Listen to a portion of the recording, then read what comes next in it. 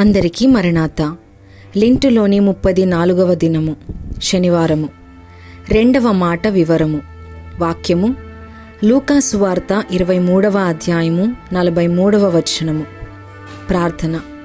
రక్షణకర్తవైన దేవా, రక్షణ వార్త శిలువ మీద ఉన్నది. నేరస్తునికి అందించున్నట్లు మాకును నీ సందేశమును అందించుము. ఆమేన్. ఈ శిలువ కథలో అందరూ ప్రభువును దూషించిరి. శిలువ వేతలో పాల్గొన్న వారందరూ యేసు ప్రభువును దూషించిరి. ఆయన శిలువ వేతలో పాల్గొనని ఆ ఇద్దరు కూడా ప్రభువును దూషించిరి. అయితే భక్తులు దూరమున ఉండి ఏడ్చుచున్నారు. వారిలో ఎవరు ఎక్కువ? 3 గుంపులు. మొదటిగా శిలువ వేత వేయుచున్నవారు. 2 శిలువ వేయుటలో పాల్గొనని వారు. శిలువ వేతలో ఆ ఇద్దరును పాల్గొనలేదు గాని దూషించుటలో పాల్గొన్నారు. 3 శిలువ దగ్గరున్న భక్తులు, అనగా అక్కడ ఒక మెట్టు దూరములో భక్తులున్నారు. శిలువ వేసేవారు, దూషించేవారు. ఈ 2 గుంపుల వారు ఉన్నారు. వారికి వీరికి భేదమేమనగా ఒకరు శిలువ వేసేవారు, మరొకరు దూషించేవారు. 2వ వారు దూషించేవారు మాత్రమే. ఈ 2 గుంపులలో ఉన్నవారు భక్తులు, ఇతరులు, శిలువ వేసేవారు, దూషణ చేసేవారు. చివరి జట్టు ఇద్దరే, వారు దూషణ చేసేవారు. ఆ దూషణకు బైబిలులో కొన్ని మాటలున్నవి. ఇప్పుడు భక్తులు, ఇతరులు, శిలువ వేసేవారు, దూషించేవారు మాత్రమే ఒక గుంపు. అయితే ఆ దూషించే వారిలో నుండి ఒకరు తప్పుకున్నారు. ఆ తప్పుకున్నవాడు 2వ వానిని గద్దించెను, నిందించెను. మనము నేరస్తులము, ఆయన ఏ నేరము చెయ్యలేదు అని అతను ఆ జట్టులో నుండి వేరైపోయినాడు. భక్తులు ఏడ్చుచున్నారు, ఇతరులు దూషిస్తున్నారు. 3వ గుంపు వారు శిలువ వేస్తూ దూషిస్తున్నారు. 4వ గుంపు వారు ప్రత్యేకముగా దూషణ పని మీదనే ఉన్నారు. 5వ గుంపు వారు దూషించుట మాని ప్రభువు పక్షముగా వచ్చిరి. ఆయన పక్షము ఉన్న ప్రపంచములోని జనసంఘము అంతా ఈ 5వ భాగములో ఉన్నారు. కొందరు భక్తులు ఆ స్త్రీల వలె దుఃఖించేవారై ఉన్నారు. మరికొందరు 2వ గుంపు వారి వలె యేసుక్రీస్తు దగ్గరకు వెళ్ళి ఎందుకు చావాలి, తప్పించుకోలేవా అను వారి వలె దూషిస్తున్నారు. ఎలాగనగా ఆ శత్రువులు పట్టుకొని వెళ్తే మాత్రము ఈయనెందుకు వెళ్ళాలి, తప్పించుకోలేడా? సైతాను అరణ్యములో శోధిస్తాడని చెప్పి ఆయన ప్రభువు వెళ్లకుండా ఉంటే బాగుండును కదా. వెళ్ళినాడు గనుక సైతానుకు లోకువైపోయినాడు. ప్రభువు వెళ్ళుట జయించుటకైతే వారేమో సైతానుకు లోకువైనాడని అంటున్నారు. అలాగే నేటి 2వ గుంపు వారును ప్రభువును అంటున్నారు. 3వ గుంపు అనేక పాపములు తెలిసినా పదే పదే ఆ పాపములే చేస్తూ మరలా ప్రభువును సిలువ వేస్తున్నారని హెబ్రీయులకు రాసిన పత్రిక 6వ అధ్యాయములో ఉన్నది. 4వ గుంపు ఎడమ ప్రక్క దొంగవలే మారు మనస్సు పొందనివారు. 5వ గుంపు మారు మనసు పొందిన దొంగవలే కొందరు తప్పు తెలుసుకొని ప్రభువు తట్టు తిరుగువారు. 6వ గుంపు ఈ చరిత్ర అంతా చూచి మారు మనసు పొందిన శతాధిపతి, రోమా గవర్నమెంటులో గొప్పవాడు. ఈ పాఠము శిలువ మీద మారు మనసు పొందిన వానిని గూర్చియే. ఆయన ఒక్కడే. ఇతడు ఎవరు? బైబిలులో అతనిని గూర్చి రాయబడినది. మొదటిగా బందిపోటు దొంగ, 2 క్రీస్తు యొక్క దూషకుడు, 3 మరి యొక్క దూషకుని గద్దించినవాడు, 4 క్రీస్తునందు నేరము లేదని గొప్ప సాక్ష్యము ఇచ్చినవాడు, 5 మోక్షానికి వెళ్ళినవాడు, ప్రభువు శిలువను గుర్తించినటువంటి వాడు. ఈ 5ను ఇతనిలో ఉన్న లక్షణములు. 6 ఈయన యందు ఏ నేరమును నాకు కనబడలేదని పిలాతు ఇచ్చిన సాక్ష్యమిచ్చెను. 7 అయ్యగారిచ్చిన బిరుదు, శిలువ మీద రక్షింపబడినవాడు రక్షితుడు. 8 ప్రభువా, నీవు నీ రాజ్యములో వచ్చున్నప్పుడు నన్ను జ్ఞాపకము చేసుకొమ్మని ప్రార్థించిన ప్రార్థనాపరుడు. 9 కొందరు మేము ఎన్ని ప్రార్థనలు చేసినా జవాబు లేదు, ఆయన వినుటలేదంటారు. దొంగ ఎన్నిసార్లు చేసెను, అప్పుడే చేసి జవాబు పొందినాడు. చాలా కాలమునకు మారిన వానికంటే బందిపోటు దొంగగా చాలా కాలము నుండి మారిపోవుట అద్భుతము కాదా? కొందరు ఎంత ప్రార్థన చేసినా మారరు, కొందరు క్షణంలో మారిపోతారు. లోకము పుట్టినది మొదలు లోకాంతము వరకు ఎందరు మోక్షానికి వెళ్తారో అందరికీ ఈ దొంగ ప్రతినిధి ఎందుకైనాడనగా శిలువ మీద ఉన్నాడు, శ్రమలో ఉన్నాడు గనుక ఇప్పుడునూ ఈ లోకములో శ్రమలో ఉన్నవారే మోక్షానికి వెళ్ళగలరు. అయ్యగారు ఆశ్చర్యపడుతున్నారు. ఎందుకు? సన్హెడ్రిన్ సభవారు అంతా, గవర్నమెంటు వారు అంతా కలిసి ఆయన శిలువకు పాత్రుడని తీర్మానము చేసి పంపితే శిలువపైనే ఉన్న బందిపోటు దొంగ ఈయన యందు ఏ నేరము లేదన్నాడు గనుక గవర్నమెంటుకు కోపము రావలెను, యూదులకు ఎంతో కోపము రావలెను. యేసు ప్రభువును ఆ దొంగయు ఎలాగు చనిపోతారు? వారందరి కోరిక నెరవేరుతుంది గనుక వారికి కోపము రాలేదు. ఆ దొంగ వట్టి దొంగ కాదు, బందిపోటు దొంగ, అనగా పగలే దోచేవాడు. మామూలు దొంగలు రాత్రిళ్ళు దొంగిలిస్తారు. అందరూ గుడిలోయి తీస్తే వీడు వడిలోయే తీసుకొనును. ఆ బందిపోటు దొంగ ఇంకా ఎవడు? అన్యుడు కాడు, యూదుడు. ఇతను యూదుడని రుజువు ఏమనగా, యూదుడు కాకపోతే సిలువ వేయరు, సిలువ వేసినందున యూదుడు. ఈయన సిలువ మీద ఉండి క్రింద ఉన్నవారిని పరీక్షించుచుండెను. ఈయన గొప్ప పరిశీలనకర్త, బాధలో ఉన్నాడు. అయితే ప్రభువును పరీక్షించినందున యేసు ప్రభువులో ఏ దోషము లేదని రోమన్ గవర్నమెంటు జడ్జి చెప్పాలి గాని కుడిప్రక్క దొంగ ఆ జడ్జి పట్టా తీసుకున్నాడు. పిలాతు ఈయన యందు ఏ దోషము లేదన్నప్పుడు మాట మాత్రమే కాదు, క్రియకు కూడా సిలువకు అప్పగింపకూడదు. ఈయన యందు ఏ దోషము లేదు అని తీర్మానించి మినిట్స్, అధికారిక సంభాషణలు రాయు పుస్తకములో వ్రాసి సిలువకు పంపెను. ఆ పిలాతు ఈ బందిపోటు దొంగ చేసిన పని చేయలేకపోయాను. పిలాతు అనవలసినది, అయ్యా, నీవు భక్తుడవు, యూదుడవు, దేవుడవు, యూదుల రాజువు, వారు అసూయ చేత అప్పగించినారు అని మాకును మా రాణిగారికి తెలిసెను గనుక వాళ్ల లెక్కేంటి? వారు అల్లరి చేస్తే నేను ఊరుకొనను, కైసరు పటాలము రప్పించి వారిని అణిచివేయుదును అని అనవలసినది. అయితే ఈ దొంగ ధైర్యమున్నవాడు, పిరికివాడు కాడు. బాధపడుతూ చచ్చిపోతూ కూడా ప్రభువు పక్షముగా ఉన్నాడు. అది అలాగుంచండి. అతడు ఇంకొక మర్మము గ్రహించెను. అతడు, ఆ దొంగ, ఎన్ని ప్రసంగాలు విని మారెను? ప్రభువు చేసిన ఒక్క ప్రార్థనే, తండ్రి, వీరేమి చేయుచున్నారో వీరు ఎరుగరు గనుక క్షమించుము అను ఈ 3 మాటలు గల ప్రార్థనకు మారిపోయినాడు. బైబిలు తరగతిలో ప్రార్థన విని మారిన వారెవరు? ప్రసంగము విని మారిన వారెవరు? చూచి మారిన వారెవరు? అనే అంశములను వివరించవలెను. దొంగ ప్రభువు చరిత్ర చూచి ఆయన ప్రార్థన విని మారెను. అలాగే మన ప్రార్థన వలన ఎందరు మారుచున్నారు?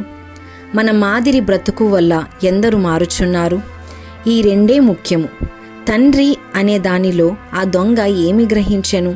యూదులు దేవునిని తండ్రి అంటారు, అన్యులు దేవా అంటారు. ఈ దొంగ తండ్రి అనే మాట విని ఈయన మా యూదులలో ఒకడే అని గ్రహించెను. ఇంత శ్రమలో పరలోకపు తండ్రిని తలెంచెను గనుక మహాభక్తుడే అని గ్రహించెను. వీరేమి చేయునది వీరెరుగరు గనుక క్షమించుము అనెను. వీరిని తానే క్షమించెను. ఇంతగా సిలువ వేసేవారినే అట్లు అంటున్నాడాయన, ఇంత దొంగనైన నన్నును ఎరుగననునా? వారిని అన్నట్టు నన్నును క్షమించుదునని అనడా అని ఈ దొంగ ధైర్యము తెచ్చుకొనెను. ఈ దొంగ క్రీస్తు పక్షముగా ఉండేవాడు. ఎలాగనగా ప్రక్క దొంగను గద్దించుట వల్ల, నీ రాజ్యములో జ్ఞాపకము చేసుకొమ్మని ప్రార్థించుట వల్ల, క్రీస్తుకు పునరుత్థానమున్నదని గ్రహించుట వల్ల, ఈయన చనిపోయి తిరిగి రాజ్యముతో వస్తాడు అని నిరీక్షించాడు. ఆ నిరీక్షణే లేకపోతే నీవు వచ్చేటప్పుడు నీ రాజ్యములో నన్ను జ్ఞాపకము చేసుకొమ్మని ఎందుకంటాడు? ప్రభువు తన రాజ్యములో తన సింహాసనము దగ్గర బందిపోటు దొంగనే చేర్చుకుంటే అందరినీ కూడా తప్పక చేర్చుకుంటాడు. అయ్యగారు ఆ దొంగతో, ఓ బందిపోటు దొంగ, నీవు ఏ ముఖము పెట్టుకొని నీ రాజ్యములో నన్ను చేర్చుకొనమని అడిగావు? నీవు మా పెద్ద మనిషివా? నీవు సజ్జనుడవా? చేతిలో బళ్ళెము గలవాడవు, దోపిడివాడవు, ఎవరైనా అడ్డు వస్తే పొడిచిన ఘోర పాపివి. నీ రాజ్యములో చేర్చుకొమ్మని ఎలాగూ అడుగుచున్నావు? ఊరుకో అన్నారు. తప్పిపోయిన కొడుకుతో, నీవు దుబారివి, మురికి బట్టలు వేసుకుని మురికివాడవై పందులు కాచి పొట్టు తిని ఏ ముఖముతో వచ్చావని ఆ తండ్రి అనలేదు. అలాగే శిలువపైనున్న తండ్రియూ అనలేదు. మారిన వారి వెనుక సంగతులు తండ్రి ఎత్తడు. పరలోకము నుండి వస్తూ రక్షణ తెచ్చి ఇక్కడ నుండి తిరిగి వెళుతూ రక్షితుని తీసుకుని వెళ్ళెను. ఈ 2 మిషనులు ప్రభువు నెరవేర్చెను. మొదటిగా రక్షకుడుగా వచ్చి, రెండవదిగా రక్షకుడుగా ప్రకటించి, మూడవదిగా రక్షించి, నాలుగవదిగా పరమునకు తీసుకొని వెళ్ళెను. దొంగ ప్రభువా అన్నాడు.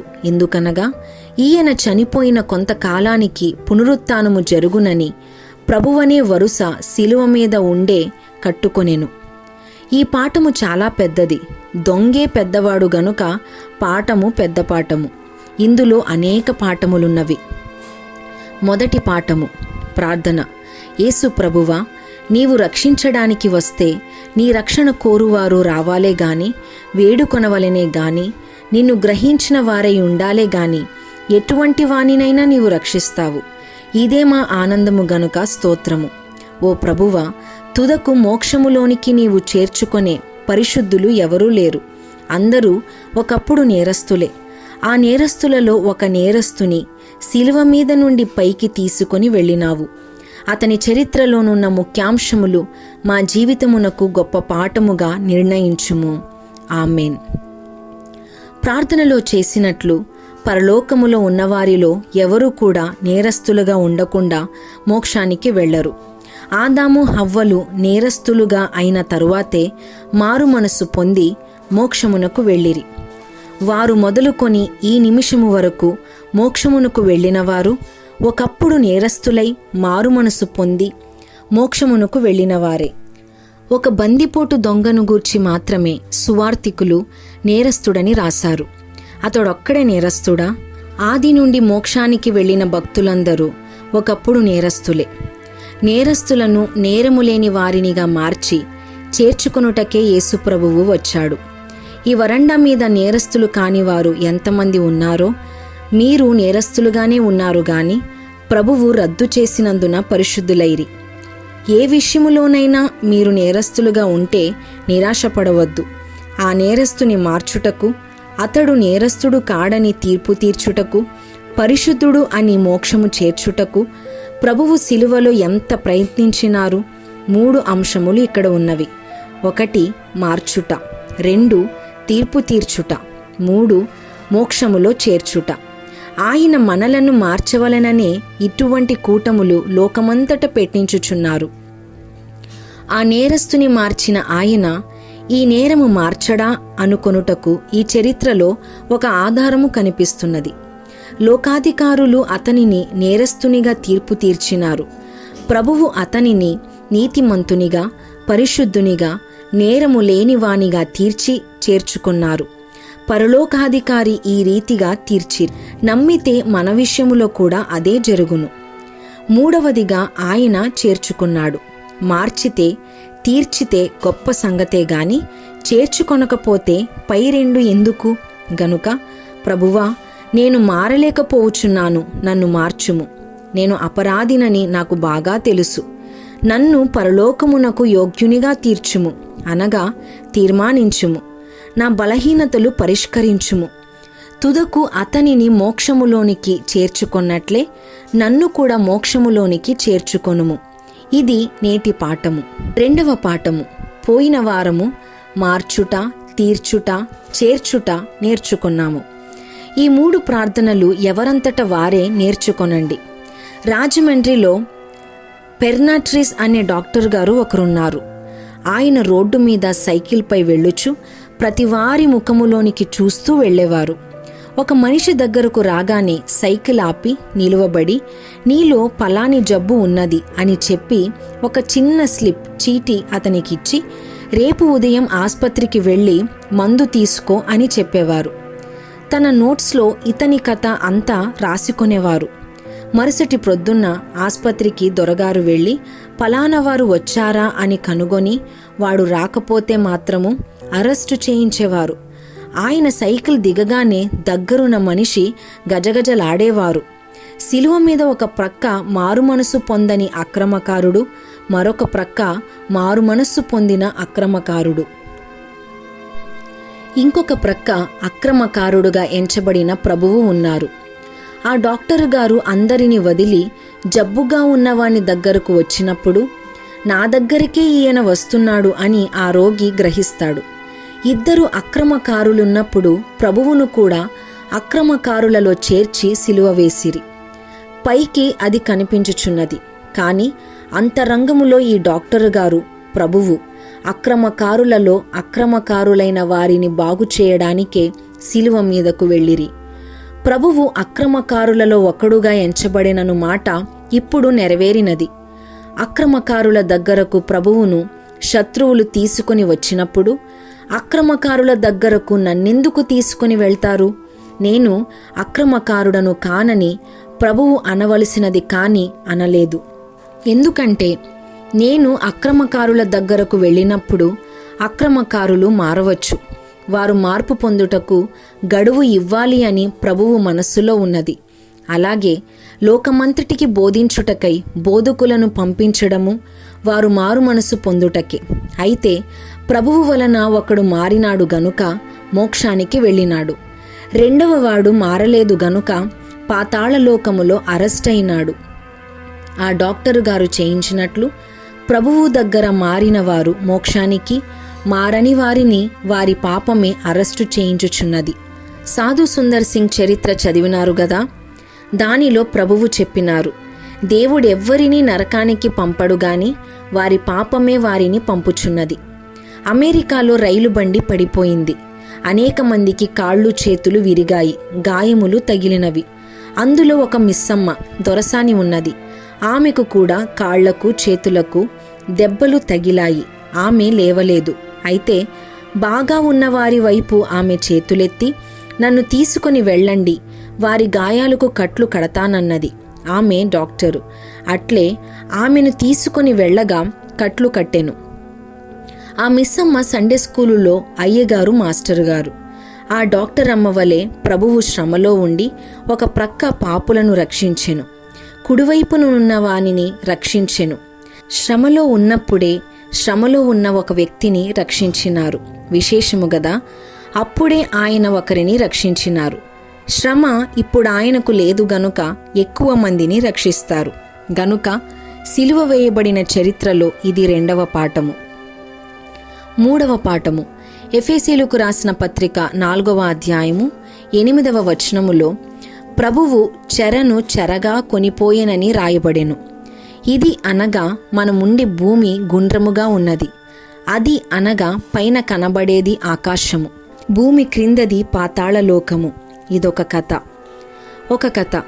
పాతాళలోకంలో 2 డిపార్ట్మెంటులు ఉన్నాయి. పాతాళలోకమంతా ఒకటే గాని దానికి 100 మైళ్ళ దూరములో 2 గదులున్నవి. ఒక కంపార్ట్మెంటులో భక్తులున్నారు. వారిలో 2 మనకు బాగా తెలిసినవారు. ఒకరు అబ్రహాము, మరొకరు లాజరు. 2వ కంపార్ట్మెంటు పాతాళలోకమే. అదే హేడస్సు లేక చెర. మొదటి కంపార్ట్మెంటు పేరు భక్తుల చెర. ఇది మంచి చెర గనుక బాధలేదు. విడి ఖైదీలు గనుక వారికి బాధలేదు. చెర అన్న పేరే గాని వారికి బాధలేదు. దాని అడుగుది చెరయే. దానికి అయ్యగారిచ్చిన పేరు చిన్న నరకము. అసలు పెద్ద నరకములోకి రాకముందు మార్పులేని అందరూ చిన్న నరకములోనికి వెళ్ళాలి. చిన్న నరకములో మనకు తెలిసిన ఆయన ధనవంతుడు. చెరలోని ధనికుడు పైనున్న అబ్రహామును చూచి లాజరును పంపమని అడిగెను. ఇప్పుడు ప్రభువు సిలువపై చనిపోయి ఈ కంపార్ట్మెంటుకు దిగిరి. ఇది మొదటిది. దీనికి పరదైసు అని పేరు. ఈ పేరు ఆదాము నుండి ఉన్నది. ప్రభువు శిలువపై శ్రమలో ఉన్నాడు. ఆయన చనిపోయినని అందరూ అనుకున్నారు గాని తిన్నగా పరదైసుకు దిగెను. ఆ పరదైసుకు వెళ్ళునప్పుడే కుడిప్రక్క దొంగతో, నేడు నీవు నాతో కూడా పరదైసులో ఉంటావు అని చెప్పిరి. మారిన వానికి అప్పుడు చాలా ఆనందము కలిగెను. ఆయన, ఆ మారిన దొంగ, ఒక సన్నిధి కూటములో అంగీతో పాదిరై వచ్చి ప్రభువు భోజనము ఇచ్చెను. పరదైసు వెళ్ళినందున ఆ మాత్రము చేయవద్దా? ఆ దొంగ మారి పరదైసుకు వెళ్ళినందువల్ల ప్రభువుతో అంగీ వేసుకొని వచ్చి సంస్కారమిచ్చెను. గుంటూరులోనే పోయిన వారము ప్రభువుతో వచ్చి సంస్కారమిచ్చెను. పైది క్రింది కంపార్ట్మెంటులు చెరలే. మొదటి కంపార్ట్మెంటులోని చెరకు చెరవేసి పరలోకానికి తీసుకొని వెళ్ళెను. మీ కొరకు చెరను అనుభవించి ఆ చెరను చెరగా తీసుకొని వెళ్ళినాను గనుక మీకిక చెరలేదు. ఎఫెసీయులకు రాసిన పత్రిక 4వ అధ్యాయము 8వ వచనము అని ప్రభువు చెప్పినట్లున్నది. ఇలాగూ ఆయన చెరను చెరగా పట్టుకుపోయేను. శిలువ మ్రాను మీద ఆయన శ్రమపడినందున మనకు చెర తప్పెను. ఒక మాట, అబ్రహాము అక్కడివారు ఇక్కడికి, ఇక్కడివారు అక్కడికి వెళ్ళకూడదని అన్నాడు. అక్కడివారు ఇక్కడకు వస్తే వారికి వేదన ఉన్నది గనుక వచ్చిన ఎడల మహావేదన ఉండును. పీర్ల పండుగకు అగ్నిగుండములో పరిగెత్తుతారు, కాలవు గాని కాళ్ళు వేడెక్కును. అయ్యగారు పరిగెత్తినారు గాని కాలలేదు. ధనికుడు యాతన పడుచున్నానన్నాడు. మొదటి కంపార్ట్మెంటు వారు క్రిందికి వస్తే యాతన పడుదురు. పీర్ల గుండములో మొదటి కంపార్ట్మెంటులో బొబ్బలు లేకపోయినా కాలును గనుక ప్రభువు చెరను చెరగా పట్టుకొని వెళ్ళిపోయెను. ఇప్పుడు హెడెస్సులోని వారికి యాతన ఉన్నది. శిలువ కార్యక్రమము అయిపోయింది గనుక ఇప్పుడు కాల్పు ఉండదు గాని యాతన ఉన్నది. అయితే పరదైసులోని భక్తులు పాతాళములోనికి వచ్చినా వారికి బాధ లేదు గాని పాతాళములోని వారికి బాధ ఉన్నది. శద్రకు, మేషకు, అబద్నెగోలు కాలనట్లు పరదైసు వారు పాతాళానికి వచ్చినా కాలరు. రేపు మనమందరము పరలోకానికి వెళ్ళిన తరువాత 1000 ఏండ్ల పాలనలో మనమందరము తిరిగి వస్తాము గాని అప్పుడు క్రొత్త గుంటూరు ఉంటుంది. ఈ గుంటూరు కాదు, ఇది గుంట మరియు ఊరు గుంటూరు. 1000 ఏండ్ల పాలనలో అగ్ని కాలదు, నీటిలో మునిగి చావడము ఉండదు. పరదైసు వారు పాతాళములోని బాధితులకు బోధ చేయుటకు వెళ్తారు గాని బాధపడుటకు వెళ్ళరు. 4వ పాఠము. భూమి మీద ప్రభువు ఉన్నప్పుడు శిష్యులు ఆయన దగ్గర ఉన్నారు. అందుకే శిష్యులకు వచ్చిన బిరుదు యేసుతో కూడా ఉన్నవారు.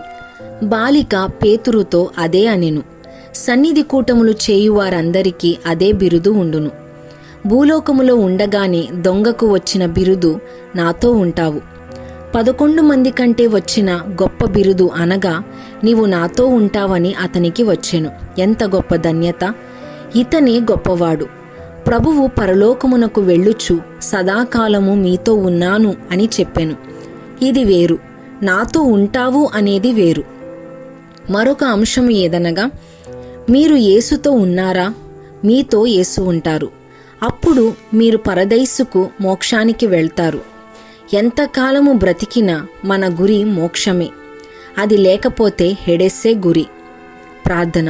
ప్రభువా, వాక్యములో నుండి వాక్యము, వాఖ్యానములో నుండి వాఖ్యానము, అర్థములో నుండి అర్థము, అనుభవములో నుండి అనుభవము, ప్రార్థనలో నుండి ప్రార్థన, సాక్ష్యములో నుండి సాక్ష్యము, మార్పులో నుండి మార్పు, జవాబులో నుండి జవాబు, మా జీవిత కాలమంతయు ఊటలో నుండి ఊట తెచ్చుకొనగల కృప దయచేయుము.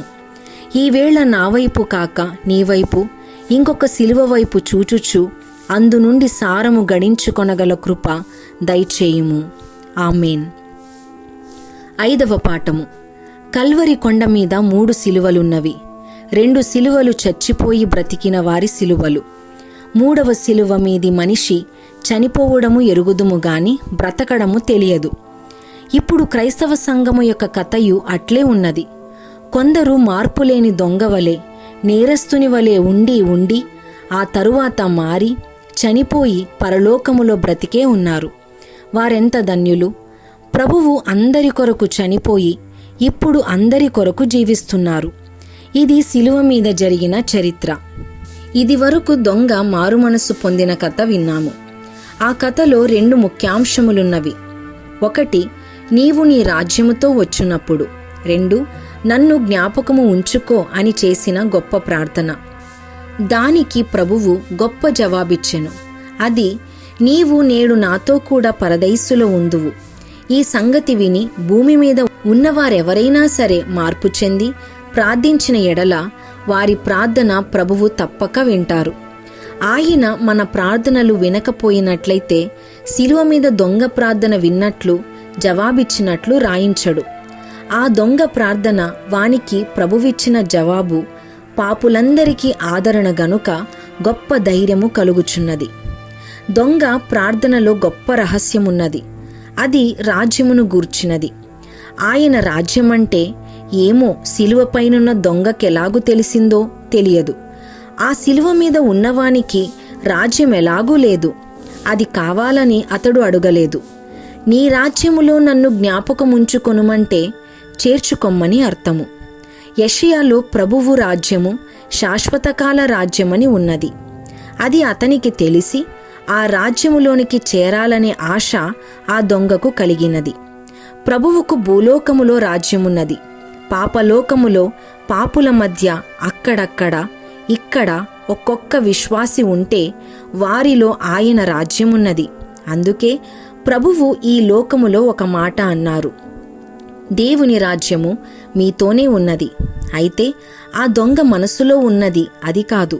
ఇప్పుడు ఈయన చనిపోయి లేచి పరలోకానికి వెళ్ళి రాజ్యము స్థాపిస్తాడని తెలుసుకొని ఆ పరలోక రాజ్యములోనికి చేర్చుకుంటాడని తెలుసుకున్నాడు. యేసు ప్రభువు కొండ మీద ప్రసంగములో దీన మనస్సు గలవారు ధన్యులు, దేవుని రాజ్యము వారిది అని చెప్పెను. అది పూర్తిగా పరలోక రాజ్యము. దానిలో పాపులు, పాపము వలన కలిగే కీడు, దయ్యాలు లేవు. అట్టి రాజ్యములో చేర్చుకొమ్మని దొంగ అడిగినాడు. ఇంతకు ముందు చెప్పినది కళంకము లేని పరలోకములో ఉన్న పరలోకము. ముందు చెప్పింది విశ్వాసులలో ఉన్న రాజ్యము. పరలోక రాజ్యము అనగా పరలోకములోని దేవుని రాజ్యము కూడా విశ్వాసులలోని దేవుని రాజ్యమే. భక్తులకున్న నిరీక్షణ ఏమనగా పరలోక రాజ్యము ఎప్పటికైనా ఈ భూలోకమునకు సంపూర్ణముగా వచ్చివేస్తుంది. ఆ రాజ్యము సంపూర్ణముగా వచ్చినప్పుడు లోకములో పాపాలు, దయ్యాలు ఉండవు. భూమి పరలోకము వలె శుభ్రముగా ఉండునని యెషయాలో రాయబడినది. అక్కడక్కడ పాత నిబంధన గ్రంథములో కొద్ది కొద్దిగా ఉన్నను యెషయా గ్రంథములో ఈ సంగతి వివరముగా ఉన్నది. దానికి మించి ప్రకటన గ్రంథములో ఎక్కువ వివరముగా ఉన్నది. ప్రకటన గ్రంథము శిలువపైనున్న దొంగకు తెలియదు. అప్పటికి అది రాయబడలేదు. లూకాలోను రాజ్యమును గురించి ఉన్నది. ఇదియు అప్పటికి రాయబడలేదు గాన అదియు దొంగకు తెలియదు. ప్రభువు చనిపోయి లేచిన తరువాత 40 దినములున్న తరువాత, ఆరోహణమైన తరువాత, పత్రిక ప్రకటన రాయబడిన తరువాత, సంఘము స్థాపింపబడిన తరువాత లూకా సువార్త రాయబడెను. బైండింగ్లో ఇట్లు పెట్టిరి, ఈ కథలన్నీ ఇతనికి తెలియదు, యెషయాలోనిదే అతనికి తెలుసు. అది ఎలాగూ తెలుసు అనగా, ఇతడు మంచివాడుగాను ఉన్నప్పుడు శాస్త్రులు, పెద్దలు, తల్లిదండ్రులు సునగోగులలోని చెప్పింది విన్నాడు. లేకపోతే ప్రభువు యొక్క రాజ్యము సంగతి అలాగున వినకపోతే దొంగకెలాగు తెలియగలదు?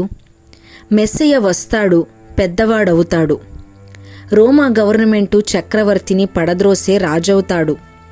దావీదు సంతానములో వస్తాడు, యూదులలో పుడతాడు అనే 4 సంగతులు నిజమే. ఇంతవరకు నిజమే గాని ఆయన వచ్చిన పిదప ఉన్న రాజ్యాన్ని పడగొట్టి తాను రాజై తన జనులకు రాజ్యమిస్తాడని చెప్పిన మాట ఇతని చెవిలో పడినది. ఎవరైతే బోధించారో వారే నమ్మలేదు. ఆయన రాజ్యము ఇవ్వనందున ఆయన మెస్సయ్య వస్తే రాజ్యము ఇచ్చేవారు. ఈయన పాపులతో దయ్యాలతో పడి ఉన్నాడు అని ఆయనను ప్రభువును చంపజూచిరి. దేవుడని, యూదుల రాజు అని చెప్పుకున్నారే గాని ఈయన రాజ్యము ఎక్కడ కనిపించలేదని చంపివేసిరి. ఇతను దొంగ అయితే అయినాడు గాని ఆయన రాజ్యమును గ్రహించి, ఈయనకు ఈ లోకములో లేదు గాని పరలోకములో ఉన్నది ఎక్కడో ఒక చోట ఉండునని గ్రహించెను. అంతేకాక దొంగ తల ముందే రాజని రాయబడి ఉన్నది, యూదుల రాజు అని ఉన్నది. దొంగ కూడా యూదుడే గనుక, ప్రభువు రాజే గనుక, ఆయనకు అందులో రాజ్యమున్నది గనుకను నాకును పాలు దయచేయుమని ఆయనను అడిగి నిరీక్షించెను. 6వ పాఠము ఆర్గ్యుమెంట్, సంవాదము. ప్రభువుకు భూలోకములో రాజ్యము లేదు, ఆయనకు పరలోకములో ఉన్నది. నేను ప్రార్థించాను గనుక నాకు పరలోకములో ఉన్నదని గ్రహించెను. బోధలో ఉండి కూడా యూదా ఎట్లు తప్పుకున్నాడో ఇప్పుడును అట్టి పెద్ద మనుషులున్నారు. జబ్బు తీసివేయమన్నాను, ఆయన తీసివేయలేదు గనుక నా రక్షకుడు కాదు. 2000 రూపాయల అప్పు తీర్చమన్నాను, తీర్చలేదు, నా రక్షకుడు కాదు అంటారు. ఇలాంటివి పెట్టుకొని ఎడమ ప్రక్కవాడు పాడైనాడు. యూదుల రాజును సిలువ వేయుమని అందరూ గోల పెట్టుచుండగా ఆయన రాజ్యము లేకుండా తీసివేయడానికి వీలు లేదు అని దొంగ గ్రహించెను. దొంగ చరిత్ర, ప్రభువు చరిత్ర అలాగుంచి లోక చరిత్ర గుర్తించాలి. మొదటిగా గుర్తులు జరగాలి, రెండవదిగా ప్రభువు మేఘాసీనుడై రావాలి, మూడవదిగా లోకములో ఉన్న భక్తుల సంఘాన్ని తీసుకొని పరలోక రాజ్యానికి వెళ్ళాలి. భూలోకములో ఉన్న సంఘమే పరలోకానికి వెళ్ళాలి. నాలుగవదిగా పరలోకము మన పుట్టిల్లు అనగా మోక్ష నగరము. 1 సంఘము పుట్టింటికి వెళ్ళాలి, 2 మిగిలిన వారికి 7 ఏండ్ల శ్రమలు, 3 అబద్ధ ప్రవక్త, అంత్యక్రీస్తు, కప్పల వంటి దయ్యాలు, మిగిలిన దయ్యాలను నరకములో వేయాలి, 4 వాటి అధికారిని మట్టులేని గోతిలో 1000 ఏండ్లు బంధించాలి. అప్పుడు దేవుని రాజ్యము భూమి మీదకు వస్తుంది. ఇది వరకు అక్కడక్కడ ఉన్న సంఘము ఇప్పుడు రాజ్యముగా ఏర్పడి పరలోకానికి వెళ్ళి అక్కడ కూర్చున్నది. పైన చెప్పిన కార్యక్రమము అయిపోయిన తరువాత వెళ్ళిపోయిన రాజ్యము మరలా దిగివచ్చును. అందరూ అందులో లేరు గాని వారిలో ఉన్న అనేకులైన ముఖ్యమైన భక్తులను ఈ భూమి మీదికి తెచ్చి వారితో ప్రభువు వచ్చి సింహాసనము వేసుకొని 12 మంది శిష్యులకు 12 సింహాసనములు వేసి ఆయన వీరు కలిసి రాజ్యపాలన చేయుదురు. అమెరికా నుండి గుంటూరు వరకు అంతటా దేవుని రాజ్యమే. భూమిపై విషపురుగులు, పాపములు, గత్తర, చెత్త, పాములు, ముండ్లు, మరణాలు, యుద్ధాలు లేని రాజ్యము ప్రభువు స్థాపించును. ప్రకటన గ్రంథములో దేవుని రాజ్యమును పరలోకము నుండి ప్రభువు తీసుకొని ఆ రాజ్యముతోనూ భక్తులతోనూ వస్తారని ఉన్నది. అదే దొంగ అప్పుడు చూచెను. నీవు నీ రాజ్యములో ఉన్నప్పుడు అనలేదు, నీవు నీ రాజ్యముతో వచ్చినప్పుడు అని అన్నాడు. పై ప్రోగ్రాము జరిగితేనే గాని దేవుడు తన రాజ్యముతో రాడు. 1000 ఏండ్ల పాలన మొదట్లో జ్ఞాపకముంచుకొనమని అడిగెను గనుక ఈ దొంగకు అది బోధపడుటకు యెషయా గ్రంథములో దేవుని రాజ్యమును గూర్చిన ప్రవచనములను శాస్త్రులు, పరిసయ్యులు బోధించిరి. ఇప్పుడు వస్తుందని ఆ మాట యొక్క అర్థము కాదు. ఇలాగూ ఈ దొంగ చరిత్రలో అనేక సంగతులు మిళితమై ఉన్నవి. దీవెన. ఈ పూర్తి వివరమును ప్రభువు మీ హృదయములలో ముద్రించునుగాక. ఆమేన్.